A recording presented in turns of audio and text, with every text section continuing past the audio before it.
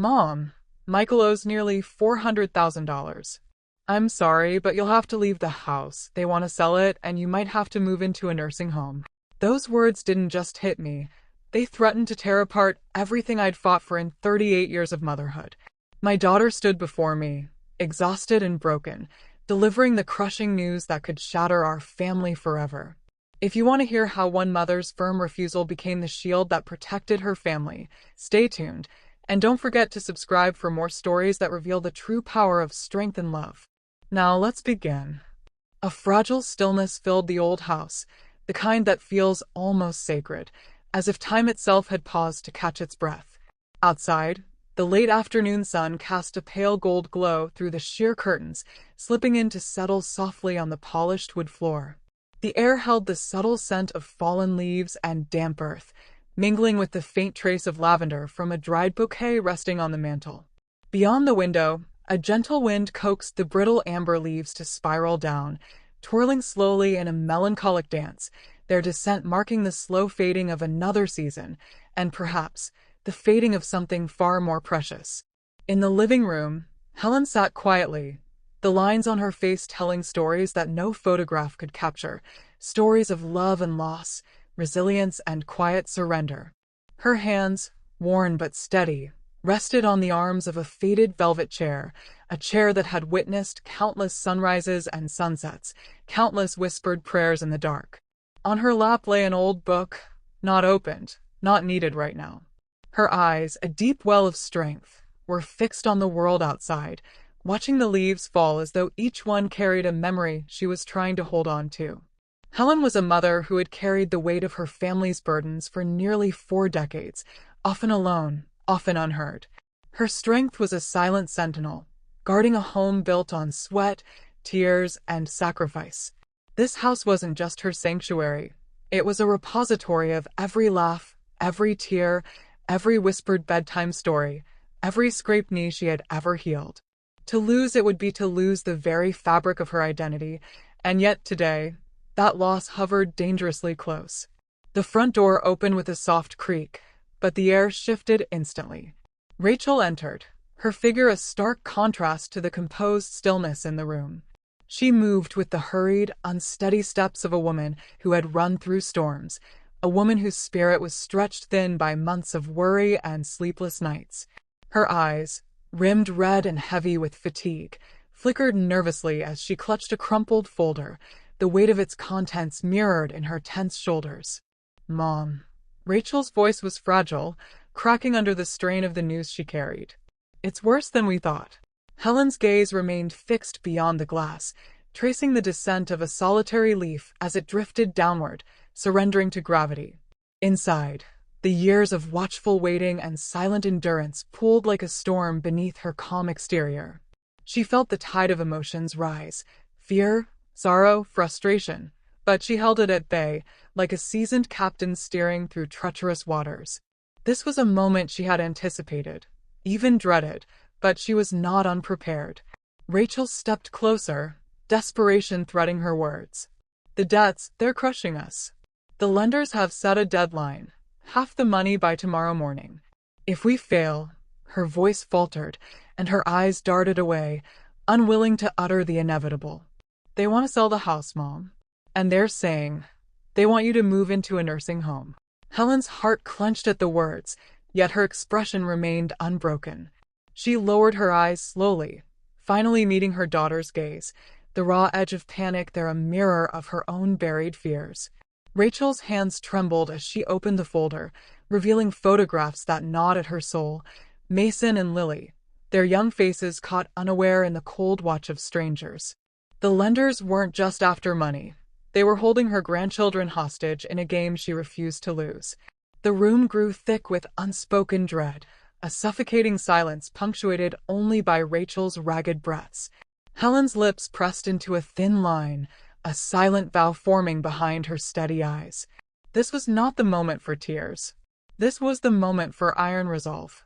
For 38 years, Helen had been the silent fortress for her family, absorbing blows and shielding wounds unseen. Now, as the shadows lengthened in the fading light, she understood that the fight ahead would demand more than quiet endurance. It would require the fiercest battle she had ever faced. Rachel's shoulders sagged, the weight of hopelessness threatening to consume her. I don't know what to do, Mom. I'm scared for the kids, for us.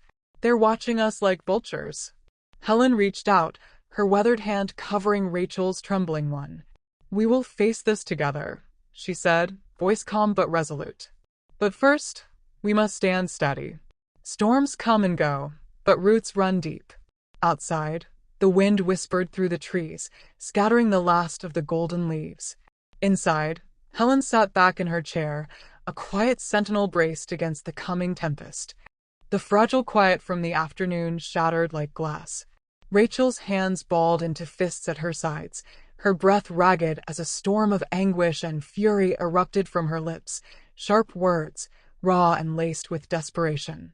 Her voice cracked the calm like thunder, sharp invectives spilling out, each syllable a release of years of fear, frustration, and betrayal.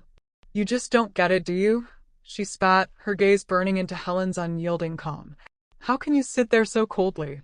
Like it's nothing? You're going to sell the only home this family has left, shove me and the kids out, and you're just okay with that.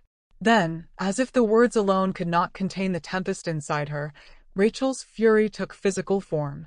Her hands, trembling yet fierce, snatched up an ancient porcelain vase perched delicately on the sideboard. It was a cherished heirloom, a fragile relic from generations past, and with a scream that tore from the depths of her despair, she hurled it across the room. The vase shattered upon the hardwood floor with a violent crack, porcelain shards scattering like the broken threads of their family ties. Silence fell immediately afterward, the kind of silence that demands to be heard. Helen rose slowly, her movements deliberate and unhurried. She approached the fractured remains, kneeling down with hands aged by years of toil and sacrifice. Her fingers, though trembling slightly, were steady as she began to gather the scattered pieces. Each shard she lifted was a testament, a symbol of endurance, of strength born from pain. In that moment, Helen was not merely collecting broken pottery.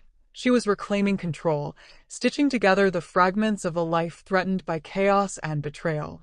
The room hung heavy with unspoken words as Rachel collapsed onto the worn rug, tears mingling with breathless sobs. Helen, sitting beside her, did not rush to comfort, for she knew some wounds required time and truth rather than soft words. What don't you understand?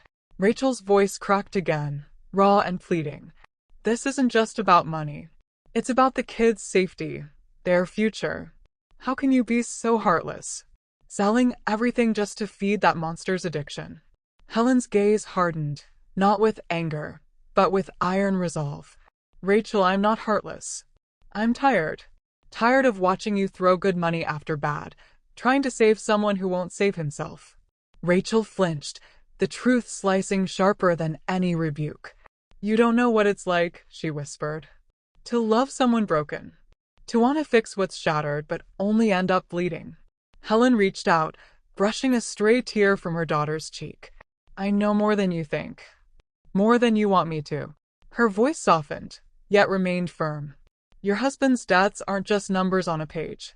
They are shackles that threaten to drag us all under. And every time we pay, every time we bail him out, we strengthen those chains. We're not protecting him, we're feeding the cycle.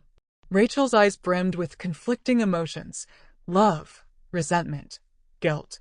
She struggled between the instinct to protect her family and the unbearable weight of betrayal that tightened like a noose around her heart.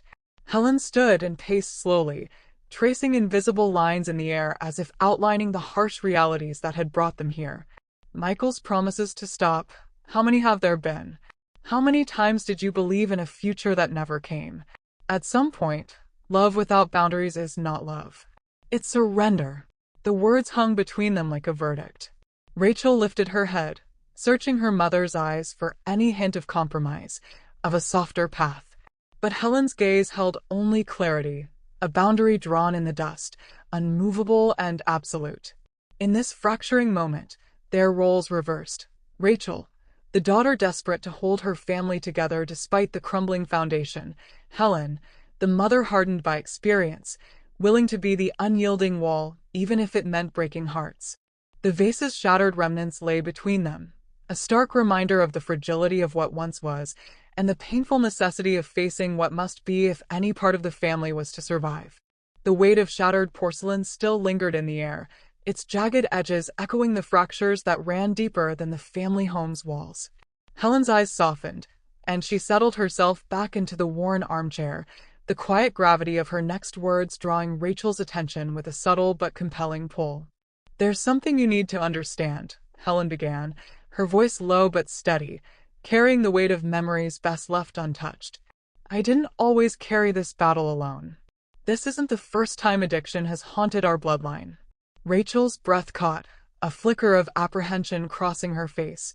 Helen's gaze drifted to the window again, as if the past were a distant landscape visible beyond the glass. "My father," Helen continued, "he was a gambler. Not a man who chose the darkness, but one who was swallowed by it." She paused, summoning the images from decades ago, images she'd buried beneath years of silence. "I was just a child when I watched my mother suffer in silence. She cooked our meager meals in a kitchen heavy with fear, eggs fried in barely a drop of oil, the scent of hunger sharper than any reprimand." Rachel leaned forward, eyes wide, the room shrinking around the weight of Helen's confession. The neighbors whispered, their eyes sharp with judgment. They saw a family unraveling and a mother losing herself in the wreckage. "I remember the laughter from the boys at school, the teachers who looked away, but none of that hurt as much as watching my mother's quiet love for a man who was breaking her heart day after day." Helen's fingers tightened around the armrest, knuckles whitening. She never left him. Not because she had no choice, but because she believed in a man who kept promising change he never delivered. Rachel swallowed hard, the lines between past and present blurring. The echoes of her mother's childhood pain mirrored her own fears, her own desperate hopes. "But Mom," Rachel's voice cracked, filled with a fragile defiance. "Michael, he's not like your father. He's different." Helen's eyes met her daughter's, calm but unwavering. "I want to believe that too, Rachel. I want to believe that every broken promise this time could be the last." Her voice was gentle but carried a gravity that filled the room. "But I have seen this before. I have walked this path once, and it leads only to more broken things. Broken trust, broken homes, broken hearts." The silence that followed was thick with unspoken truth. Rachel's chest heaved, torn between the love she clung to and the betrayal that chipped away at it. "You love him," Helen said softly, "and that's why it hurts so much. Love can blind us to the dangers right at our doorstep." Rachel nodded, tears slipping free. The fight between hope and reality, between loyalty and survival, played across her features in an agonizing dance. Helen reached out, placing a hand gently on Rachel's. "You're not alone in this. But love, true love, sometimes means recognizing when to let go, when to protect yourself and those you cherish most, even if it means breaking your own heart." For a moment, mother and daughter sat side by side, connected by pain, history, and the fragile thread of hope that they might rewrite a legacy marred by addiction and silence. The air between Helen and Rachel had thickened, no longer the fragile, tentative connection of shared pain, but something heavier, carved from hard truths and unyielding resolve. Helen rose from her chair, her posture straight and commanding despite the weariness in her bones. The house seemed to hold its breath as she reached for a weathered wooden box tucked beneath the side table, a box sealed with memories and the weight of decisions long delayed. From within, she withdrew a stack of carefully organized papers, legal documents, financial statements, and agreements drafted and redrafted over sleepless nights. She laid them on the table with deliberate care, the crisp rustle of paper punctuating the silence like a solemn drumbeat.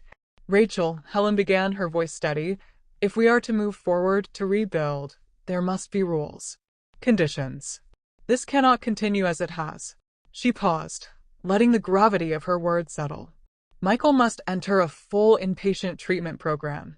No half measures, no outpatient visits. 3 months minimum. This is not a request. It's a necessity."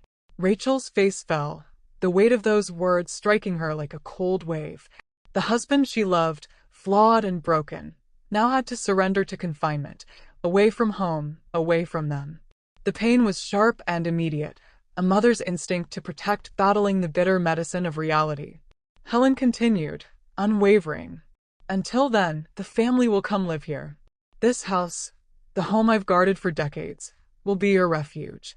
We will share its walls again, and its burdens. Your house will be rented out. The income will be used to provide stability for you and the children. No more debts to chase with empty pockets. Rachel's throat tightened, caught between the sting of shame and the fragile bloom of hope. The security Helen offered came with strings, and yet it was the only lifeline left. And the money, Helen said, sliding another document across the table, will be under my control. Every penny, every bill, every transaction. I will manage the finances. No exceptions. This is not about power, it's about protection. Rachel's fingers trembled as she reached out to touch the paper, her mind a tumult of pride and humiliation. To relinquish control, to admit that she could no longer guard her family alone, was a wound deeper than any addiction. Helen's eyes softened as she added the final clause. You and Michael will sign a complete separation of assets agreement. If he relapses or leaves, custody and assets will remain with you. You and the children must be safeguarded. No division, no bargaining. The room grew still once more, the finality of Helen's conditions weighing heavily in the space between them. Rachel's lips parted, but no words came. Her heart throbbed with a cocktail of emotions: grief for the marriage that was unraveling, fear of the unknown future, and a flicker of hope for a chance to reclaim peace. Inside, she wrestled with the duality of love, the instinct to protect a husband she wanted to save, and the fierce primal urge to shield her children from harm. The lines blurred and shifted, each choice carving deeper wounds yet promising survival. Helen watched her daughter carefully, the years of wisdom reflected in the calm strength of her gaze. She was a sentinel, a woman who had fought for decades not only with others but with herself. The cost of this love was high, but it was the price of true protection. Rachel finally exhaled, a tremulous breath that carried both surrender and resolve. The path ahead would be hard, filled with sacrifices and shattered illusions. But beneath the weight of shame, there was a seed of hope, a promise that this time, boundaries might build a foundation rather than walls of isolation. Their eyes met, a silent accord passing between them, a pact forged not from idealism, but from necessity. To save the family, they must first save themselves. The room was cold, sterile, and unforgiving, a far cry from the warm sanctuary Helen had fought so hard to protect. As she stepped inside the glass-walled conference room, her heart steadied against the cold steel tension that gripped the air. Around the long, polished table sat three men, sharp-suited, expressionless, their eyes glinting with a calculated cruelty that had been honed by years preying on desperation. Michael's deaths were not just numbers. They were chains forged in shadows. These were men who thrived in the gray spaces where legality blurred, where threats were whispered rather than shouted, where fear was currency. Helen's gaze swept the room once, measuring each man, the tallest, with a gaze like cold iron, the second, thinner and sharper, his smile a slash of menace, and the third, an impeccably dressed figure who spoke only when it served his advantage. Mrs. Donovan, the thin man began, his voice oily with false courtesy. We are here because your son-in-law has a significant obligation to us. We understand your intention to settle, but terms must be clear, binding. Our patience is limited. Helen nodded, her face composed but her mind razor-sharp. She produced the agreed sum, nearly $400,000, carefully counted and neatly bundled in a briefcase she had brought from the bank. The weight of it in her hands was less than the weight of what was at stake. I am prepared to pay in full, Helen stated, voice unwavering. But this transaction must be legal, transparent. We require full documentation, receipts, contracts, and a clause ensuring no further claims once the debt is cleared. A murmur rippled through the men. The tallest exchanged a glance with the man beside him, but Helen's steady stare held them firm. The second man leaned forward, tapping his fingers on the table with thin patience. The principal is $200,000, he said. Annual interest at 100%. 3 months accrued interest brings the total to about $250,000. Additional fees and penalties have brought it higher. Helen tilted her head slightly, the faintest trace of challenge in her eyes. Fees not specified in any agreement are unacceptable. We will not be extorted with hidden charges. The tension thickened, the atmosphere almost suffocating. The security guards standing at the door seemed more than sentinels. They were enforcers of silent threats. Helen clasped her hands calmly on the table. Touch my family, and you will regret the day you did. This is my final offer, legal, complete, and non-negotiable. A long silence stretched, eternity held in a breath. Then, with a reluctant nod, the men signaled agreement. Papers were exchanged, signatures pressed, and the money transferred with meticulous care. As the last note was counted, the room's cold veneer returned. The second man's smile returned, but it did not reach his eyes. "This door closes forever," he said quietly. "Any future contact from Mr. Donovan will be met with zero tolerance." Helen gathered her belongings and rose, the weight of victory tempered by the knowledge of battles yet to come. The family was safe for now. But Helen knew the true fight was only beginning. In the car, as they left the sterile halls behind, Helen's mind raced. She was not merely a woman who paid debts. She was a shield forged from preparation and knowledge, a mother who dared to face darkness head-on to protect the light of her family. Her warning was clear: cross this family, and they would find no weakness. For Helen, fear had been conquered by resolve, and love had become a fortress. The sterile hum of the treatment center was a stark contrast to the chaos Helen had battled outside its walls. Michael's arrival was subdued, a man stripped of bravado, his eyes shadowed by exhaustion and the weight of accountability he could no longer deny. For the first time, he was not the one running from his demons, but confronted by them in a clinical room, surrounded by strangers who demanded honesty and discipline. Back home, Rachel embraced the hard truth of independence. Freed from the suffocating uncertainty, she began to reclaim pieces of herself. Late-night study sessions, small moments of laughter with her children, and the steady rhythm of daily routines rebuilt on cautious hope. The house Helen had guarded became a refuge again, not just a building, but a symbol of survival. Days blurred into weeks, and slowly, Michael's voice returned, in letters written with trembling hands, in phone calls tethered by supervision, in brief visits where the shadows of his past were tempered by present efforts. Each communication was a delicate thread woven into a fragile tapestry of tentative trust. Yet, within the fragile hope lay the twin shadows of doubt. Rachel's heart oscillated between belief and suspicion, her mind guarding fiercely against the temptation to forgive too quickly. Every promise Michael made was weighed against a ledger of past disappointments. Each step forward was cautious, each smile guarded. Meanwhile, the grandchildren thrived, their laughter echoing through the house like a healing balm. Mason took to soccer with a fierce determination, chasing dreams with the lightness of childhood. Lily's fascination with the stars brought quiet evenings of wonder, her small hands tracing constellations on dark canvases. Helen observed all of it with a steady gaze, aware that healing was neither linear nor perfect. It was a messy, painful process filled with setbacks and breakthroughs. She understood that the cracks in their family might never fully vanish, but that was no longer a measure of failure. It was a testament to survival. The transformation unfolding was fragile but real, a slow reweaving of trust where it had been torn, a cautious reopening of hearts once barricaded by pain. Helen's strength softened into guidance, her vigilance a shield without smothering, allowing her family to learn to walk again on their own.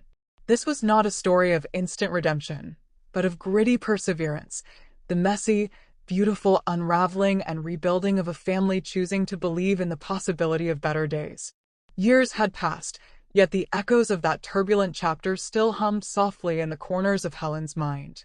She sat by the window in the quiet dawn, the pale light spilling gently across her hands folded in her lap. Outside, the world awoke anew, but inside, a profound peace settled like a warm cloak around her heart. Her grandchildren, once fragile threads in the fabric of their fractured family, had grown into bright, resilient souls. Mason's confident strides across soccer fields and Lily's eyes wide with wonder at the cosmos were living testaments to a future forged through strength and boundaries. Rachel, once burdened by despair and uncertainty, now stood tall, courageously rebuilding her life with fierce determination and grace. Between them lay a legacy etched not in wealth or possessions, but in the pages of a worn leather-bound journal, Helen's memoir to those she loved most. It was a silent manifesto of resilience, a guide passed from mother to daughter and beyond. Within its pages were truths that could not be spoken aloud in times of crisis: the necessity of saying no, the courage to erect walls when love demanded protection, the strength found not in yielding but in steadfastness. Rachel had learned that love was not always soft and forgiving. Sometimes it was a fortress. Sometimes it was a firm hand closing a door to save what remained inside. That understanding had forged a new kind of bond between mother and daughter, one built on mutual respect, shared scars, and unwavering commitment. Their family was far from perfect. Cracks remained, stories left untold, wounds slow to heal. Yet beneath the imperfection lay a foundation stronger than any they had known before, a foundation of truth, courage, and a love that dared to set limits. The moment of public recognition came quietly but powerfully. At a community awards ceremony, Rachel stepped onto the stage, her voice steady as she shared her journey, the falls, the losses, and the fierce love that saved her. She spoke of her mother's unwavering strength, the woman who had not wrapped her in endless comfort, but had saved her with hard truths and firm boundaries. Helen watched from the audience, tears glistening as she held her granddaughter's hand. Applause rose, warm and heartfelt, yet the true victory was in the silent glance exchanged, a conversation beyond words. Later, beneath the soft glow of evening, mother and daughter sat together in the familiar quiet of the home they had fought to protect. Their conversation wandered gently, reflections on pain, hope, and the unspoken power of refusal. "Sometimes," Helen said softly, "the greatest act of love is knowing when to say no. Not to break a heart, but to save one." Rachel nodded, eyes shining. "You taught me that. And because of you, I'm strong enough to protect my own family." Outside, the morning sun rose higher, flooding the garden with golden light. Helen sat peacefully by the window, the world turning gently around her. Her heart was full, not because the past was forgotten, but because it had been honored, understood, and transformed. This was her legacy, a story of a woman who dared to be the unyielding wall, who chose to say enough, and in doing so, saved her family and herself. If this story inspired you, please consider subscribing to hear more stories of courage, resilience, and the fierce love that changes lives.